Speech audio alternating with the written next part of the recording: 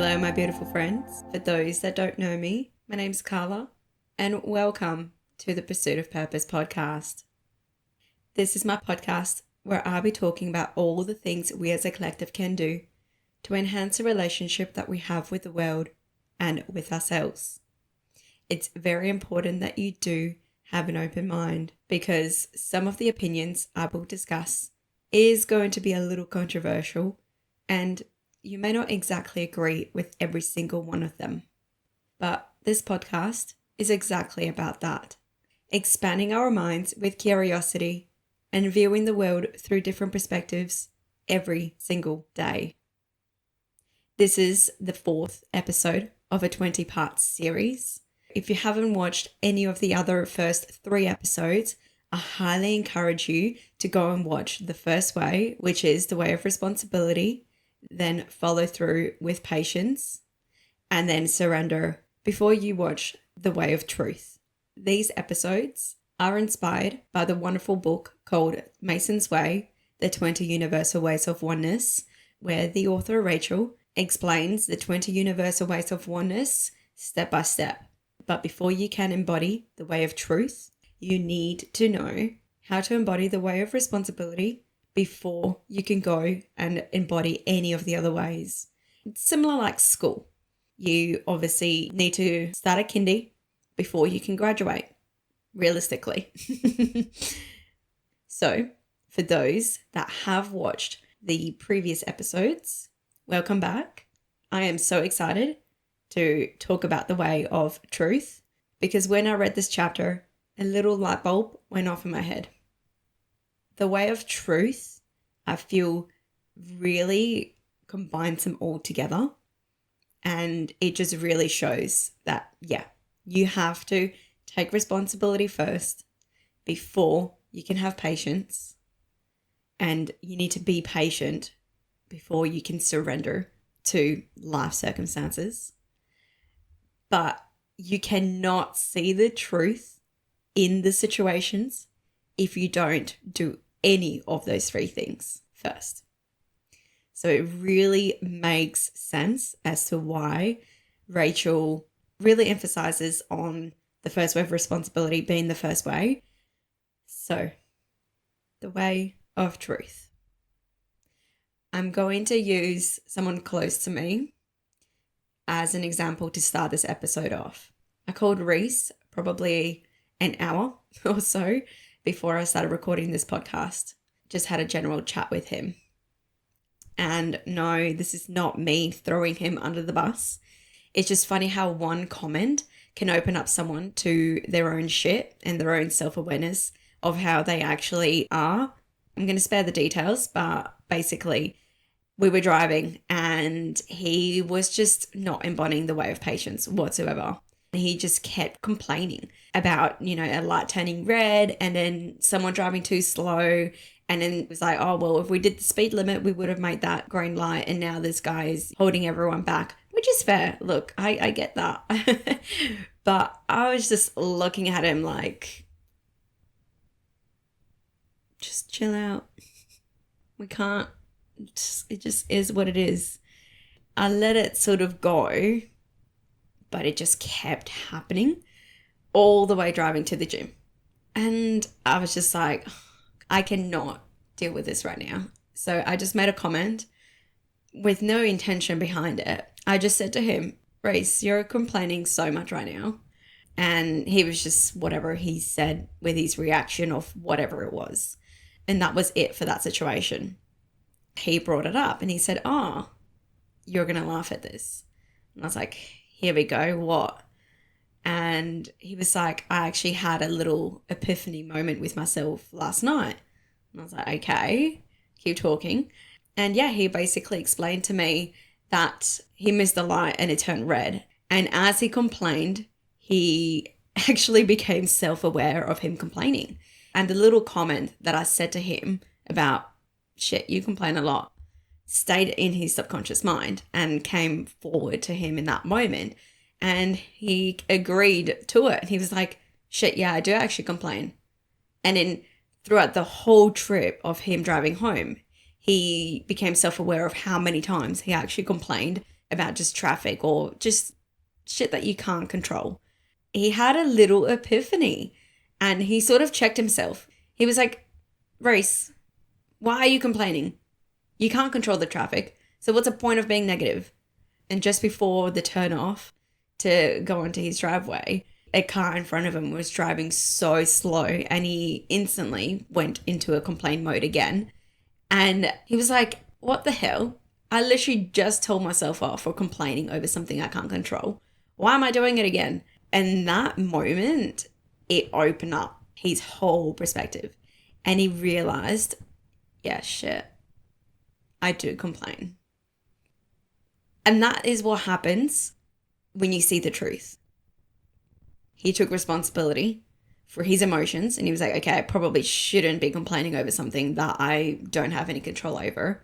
Became patient because he couldn't control the car in front of him. He had no other choice but to surrender to the car that was in front of him.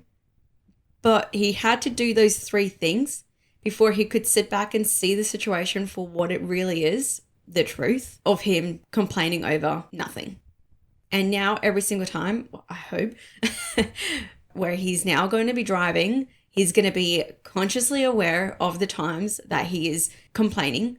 And it's really funny because he went a little bit deeper and he said, you know what, the reason why I might also be like a little bit grumpy or the reason why I might be negative, going into whatever happens after he's driven somewhere is because he was negative the whole trip of his driving.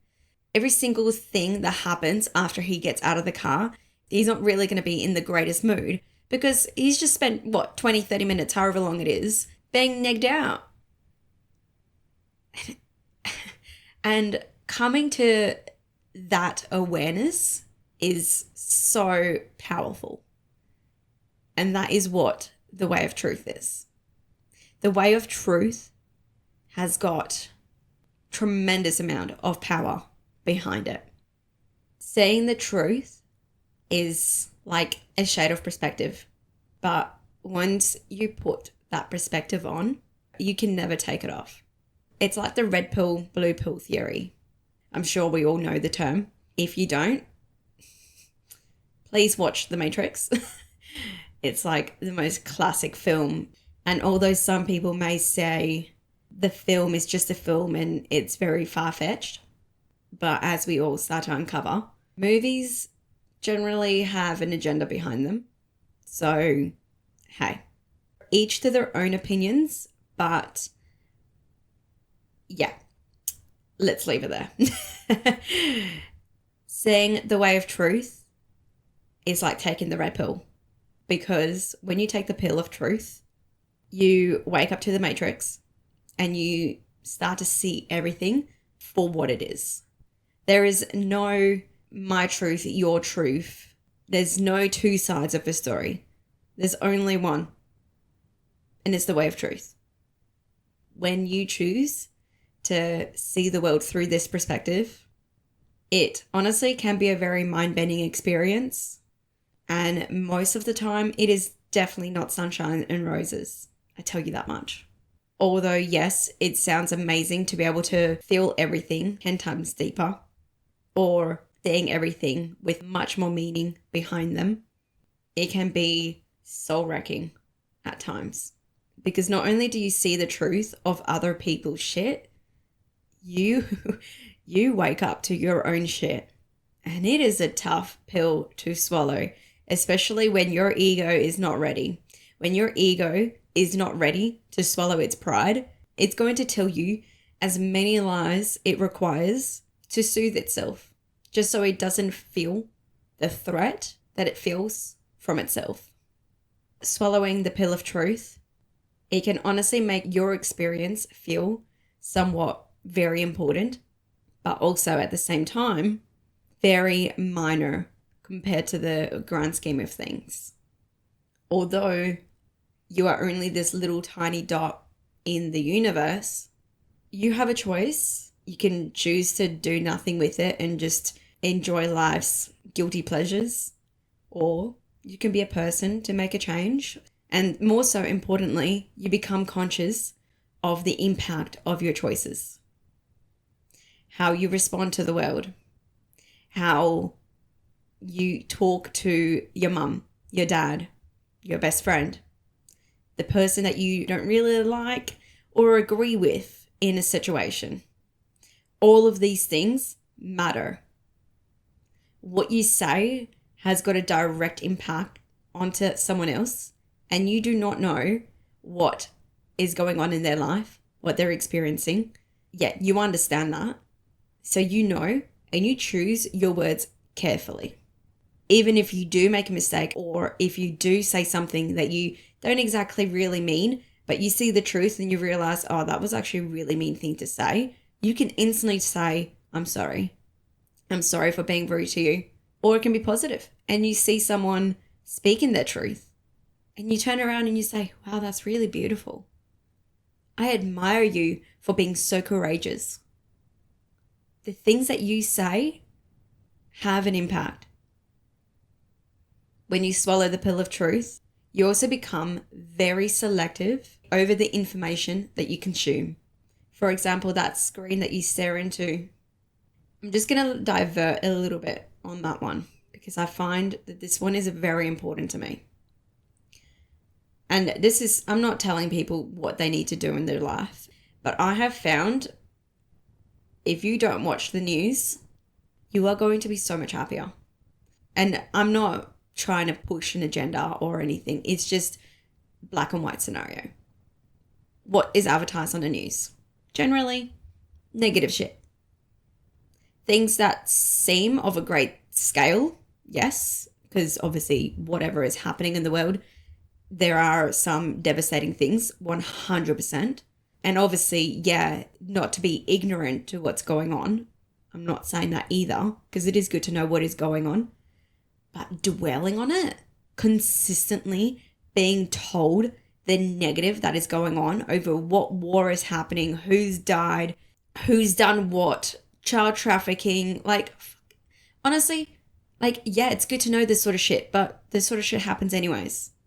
So seeing it every single minute of your life, dwelling on it, talking about it to every single person, that is you choosing to consume that information. Whereas if you use that time counterintuitively and you, I don't know, listen to a podcast, read a book, learn something new, read something interesting, whatever it is, you choose what you consume. For me, in my opinion, I don't really watch the news. I mean, every now and then I'll obviously get told or I'll obviously see some stuff coming up, which is of importance. I'm not saying that watching the news isn't important. No. But what I'm saying is I'm not standing in front of the TV 6 o'clock every single night trying to figure out what's going on.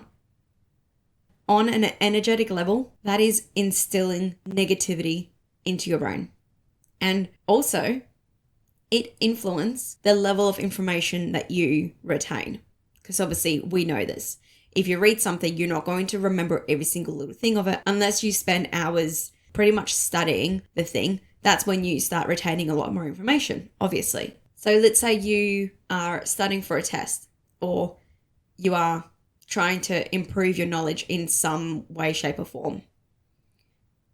When you consume a lot of information, and this could just even be scrolling on your phone. When you scroll on your phone, right, you're reading what it says, it gets stored in your subconscious. And you go to the next. You watch the reel, TikTok, whatever it is. You watch it, and then you store that information in your brain. And the more you do it, the more information goes towards your brain. So it's technically an overload, an overstimulation of information being directed into your brain, which means that you aren't going to retain information as much because there's so much information it's trying to retain. So the level of information that you consume is very important. So be selective of it, because I would much rather learn something new, focus all of my energy onto something that's going to help improve my life than deter it, especially things that are so negatively deprived. it is literally going to become soul-sucking. And I would much rather look at things that are uplifting, that's going to teach me something, that's going to improve my life in some way, shape, or form. It doesn't matter what it is. It can even be entertainment, but still have some form of positive impact on me other than negatively drain it. So for me, in my opinion, the news and reality TV shows, fuck that shit off. And this is not me telling people that they shouldn't watch that shit. Like, it's okay. You do you, boo. That's fine. But I'm very selective over the level of information that I consume because I want to stay in a positive headspace, and I don't really deal with drama or gossiping or anything like that. Because even when you go and tell someone, oh, did you hear about this? Oh, no. Did you hear about this? Oh, no. Oh, this person's doing this. Oh, but he's doing that. Oh, did you hear about her? Man, fuck that shit off. Honestly, that is stupid. Like, what's the point of gossiping over someone else? It's got nothing to do with you. Again, the level of information that you retain, it's going to be very, very minimized because of all the other shit that you're talking about or you're hearing or you're seeing. Anyway, rant over. Be careful over the level of information that you consume. So yeah, the way of truth, you see the truth in these sort of scenarios. So if someone comes up to you and they want to gossip and they're like, oh, did you hear what she did? You're going to see the situation and be like, do I need to know this? Not really. Okay. No, I don't know. I didn't know what she did, but I don't really care. And move on. That is you stopping negativity entering your brain. Another thing that you will notice after swallowing the pill of truth, small things would not be of bother to you. For example, a little earlier what I said with Reese, him driving, that is so minor. You cannot control the traffic. So why are you complaining over it? And I mean, look, if you're running late, again, saying the truth in a situation, and instead of you pushing your negativity onto someone that probably doesn't even know you exist, they're in their own mind in front of you driving the car. So what's the point of you going off and being this sort of emotional mess, trying to control a situation where you clearly can't? All you can do is just choose to see the truth and say, okay, well, I probably wouldn't be in this situation if I left on time or if I left a little earlier because I know it's raining outside. So instead of you forcing your negativity onto someone else that has nothing to do with your scenario, you see the truth and you say, okay, well, I can't really complain about this. So what do? I surrender. I become patient to it. I completely let go of all resistance and I just let it be how it is. So seeing the truth frees you from little things bothering you. Because they just won't. You don't have any space for little things to bother you. You just see it for what it is and then let that be it. So that is the red pill of truth. But now you may ask, what is the blue pill? The blue pill would be ignorance. You are ignorant to everything that's happening in life. But honestly, choosing to take the red pill, this is not sunshine and roses. And sometimes I myself have wished I didn't wake up. Sometimes I wish I didn't take the red pill of awakening to the matrix. Because, yeah, it is not fun at times. You can't run away from the truth. You can't run away from seeing the truth, from seeing your faults, from seeing how you impact your own life. You are projecting your experience. What you are experiencing is how your internal world is like. So if you experience chaos, you're clearly living in chaos. Living in the life of ignorance, choosing to swallow the blue pill and not seeing life for what it is also just as hard, but in the complete polar opposite. When you live in the life of ignorance, and you choose to not awake to the truth, you will have a shadow view of society and you will never second guess anything. You will do just as you are told, and that will be it. You will honestly repulse the mind of an out-the-box thinker. You will judge people very, very quickly. And generally that happens unconsciously. I mean, look, we all judge. It is a human experience, so it is valid. But there's a difference between judging someone and realizing and changing the belief or seeing as to why you judge them to judging someone and everyone consistently without even knowing that you do it as well, which explains, obviously, the blue pill of ignorance. You are ignorant to your own judgment. You are ignorant to your own contribution to your own suffering. So to someone that goes against the grain of society, the person who has swallowed the blue pill is not even going to understand the reason for why they are being so different. For example, I don't want to bring the vaccine into this, but exactly what was happening with COVID. And unfortunately, majority of the fucking world judged people that chose to not take it. That's their own responsibility. That's their own choice. Why do you want to influence them and tell them what they need to do? That is you being ignorant to your own delusions as well. You don't have to understand why they don't want to do it, but you judging them for it shows them more about you than what it is about them. Just let people do what they want to do. So again, the person who is stuck in the blue pill of ignorance is not going to understand why people go against the grain because they are stuck in the sheep mentality and just follow the crowd. And it's okay to not understand people's perspectives either.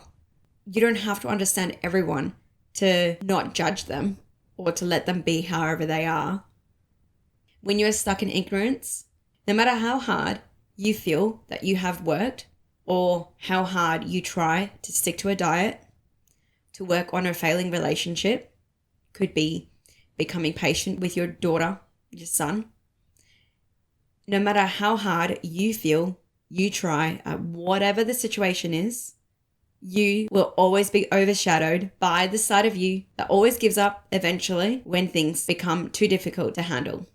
But because you are stuck in ignorance, you are never going to see what you contribute to your own suffering.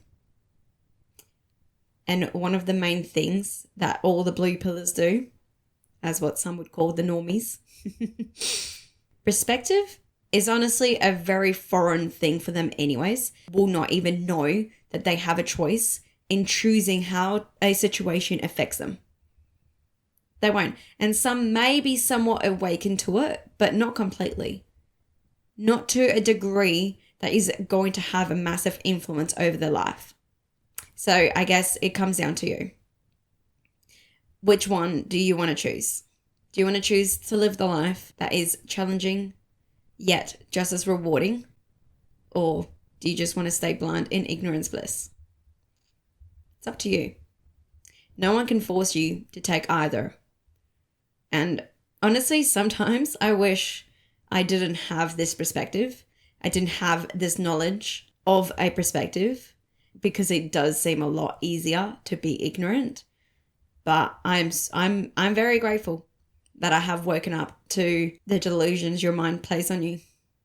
The author Rachel, in the chapter of The Way of Truth, used her stepfather as an example. She unfortunately lost her dad, I think, at the age of 5. And not so long after, her mum, I think, remarried or something like that to a very abusive man. This man had bipolar.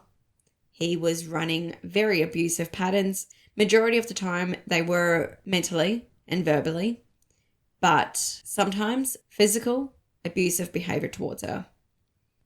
This man, honestly, just oozed of toxic masculinity.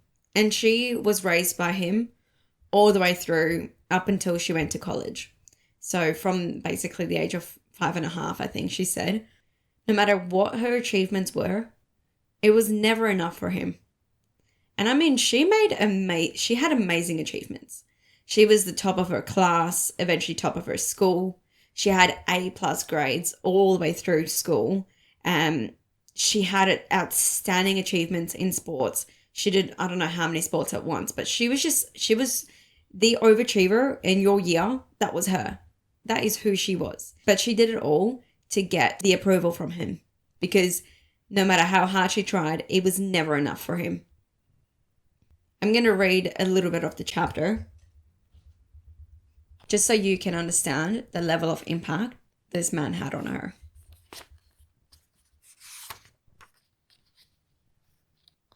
He was bipolar and extremely abusive.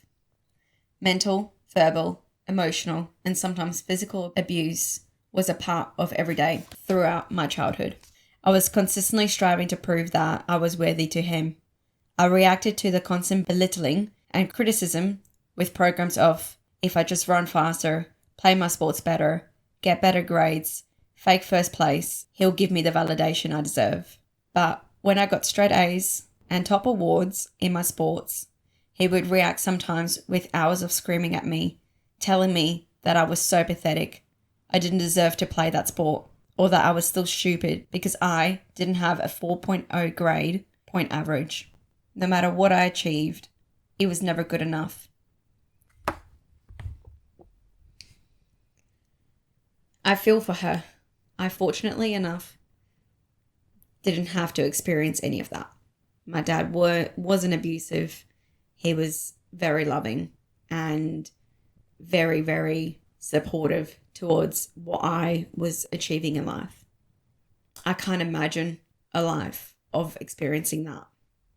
Now, a little further down the chapter, she explained that she was mortified that she received a B+. So she put her head down and she worked extremely hard to get this grade up, because she knew that she was going to get it if she didn't receive an A. And the next semester, or however long it took, it wasn't a B+, it was an A-. And she was so excited because she was like, hell yeah, I got my grade up. He's going to be so proud of me. And that's all she wanted. She just wanted him to say, oh, well done, Rachel. Good job. I'm so glad that you got your grade up. All of this sort of stuff. He didn't. He didn't give her any of that validation.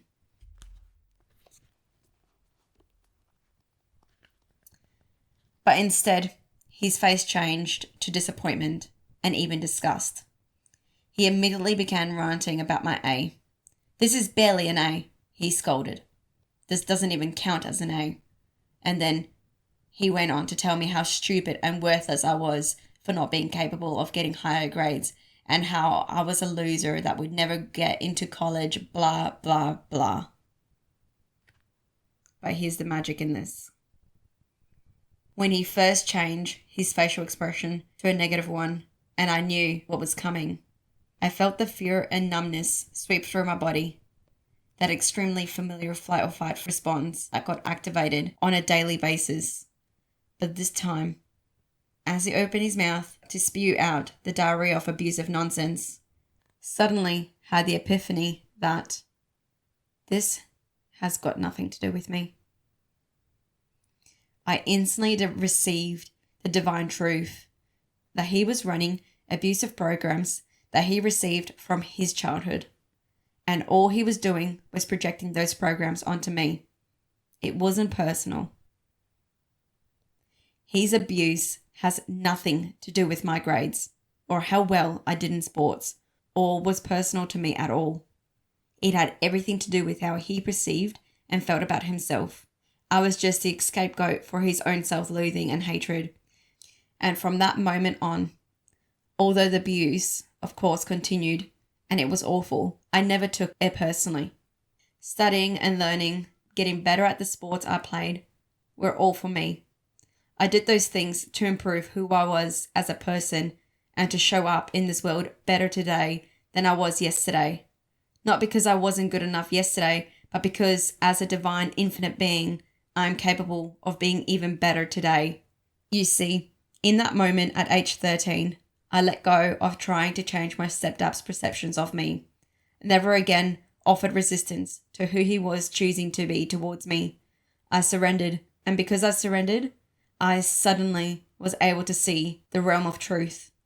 that although my stepdad's verbal programs were abusive and filled with maltreatment of me, they were absolutely not personal or had anything to do with me at all.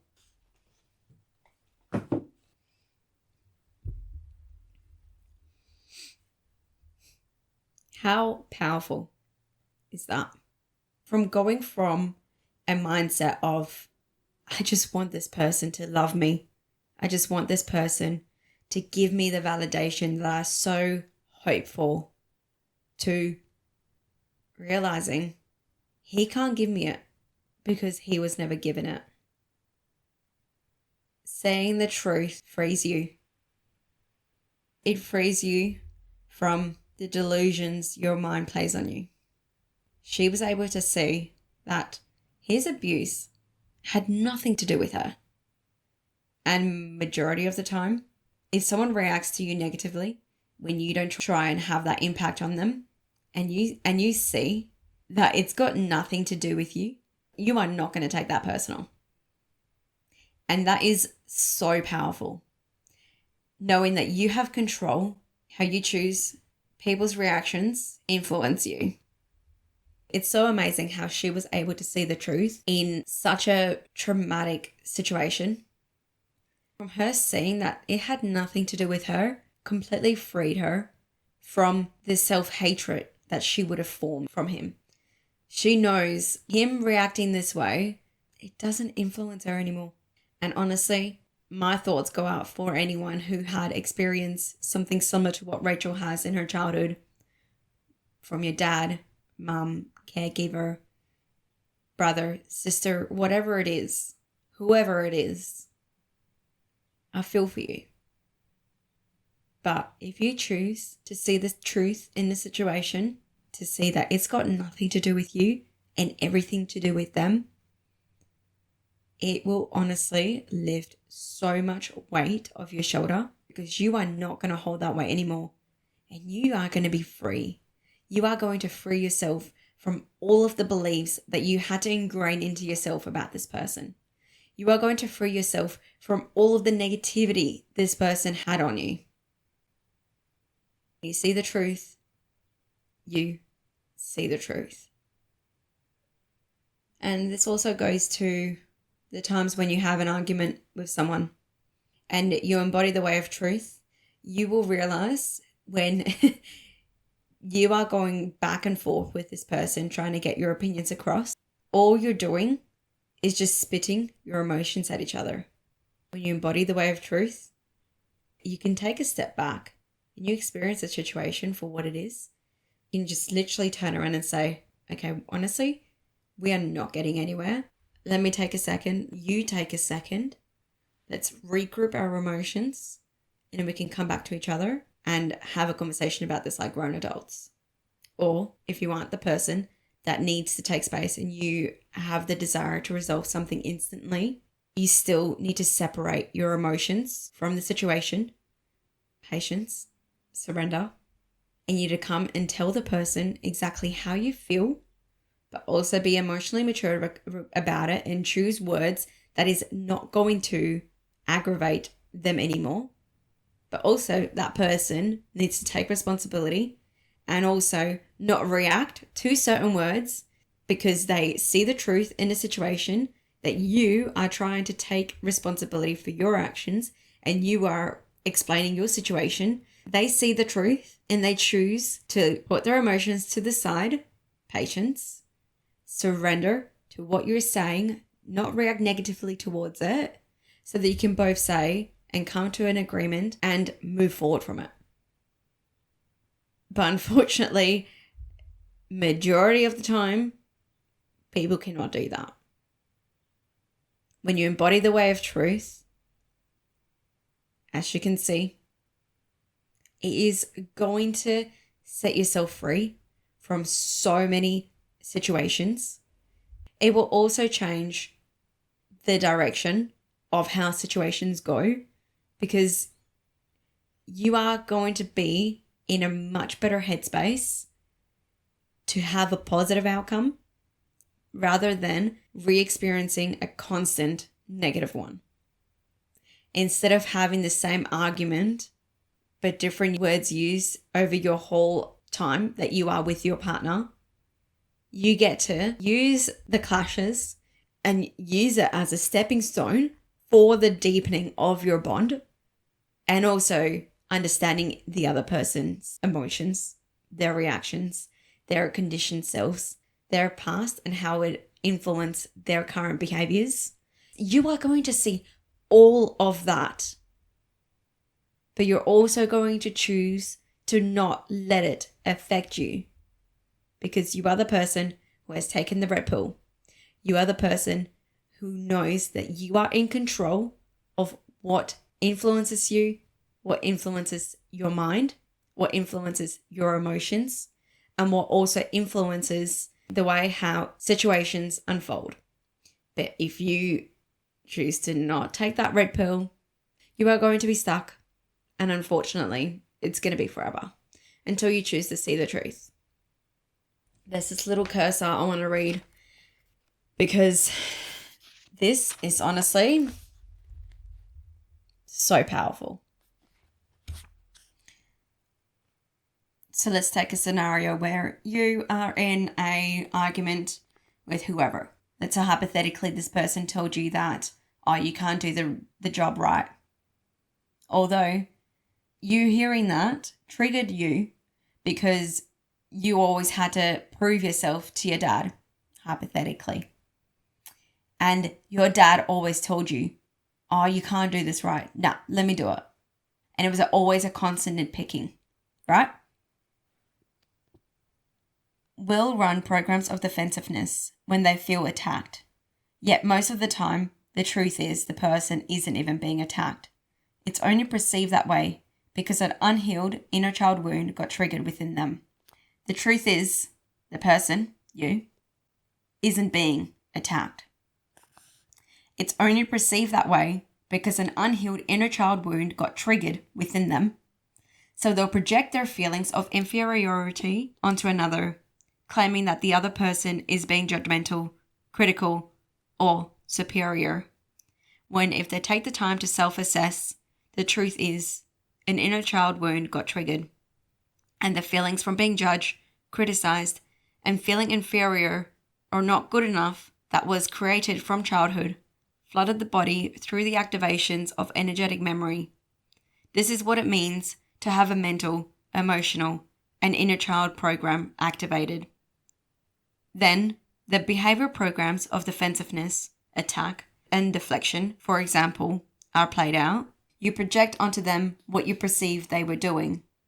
They defend themselves, get triggered into their old patterning or woundedness, and no one wins. Both people claim to be right, making the other wrong. And when we make another wrong, we automatically create opposition instead of unity. Both parties are in a hamster wheel of egoic delusion, neither being capable of seeing the truth in the situation. When living from truth, one can say, oh wow, I just got triggered by what you said to me right now. I'm very aware of the programs that are running because of it. My mental programs say that you are a jerk. You think you're better than me, that I'm never good enough. My emotional programs are expressing anger and sadness. My inner child feels like she's about 12 years old. My behavior programs are yelling at you, telling you what an arrogant jerk you are. But I won't allow myself to do that. Instead, I'm going to take 10 minutes to sit with my feelings, with all of these activated programs, and love them. I'll come back after I'm done working through these wounds with my inner child that just perceive you as being such a jerk for attacking me. Seeing the actual truth in the situation completely derails any fighting or being at odds with another.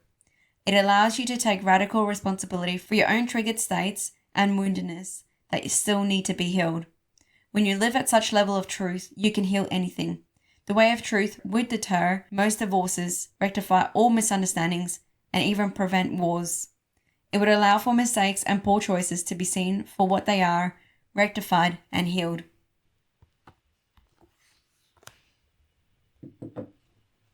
Living in the way of truth, it is honestly going to stop people from being racist, because they are going to see the truth in their own delusions. They're not going to let minor shit bother them.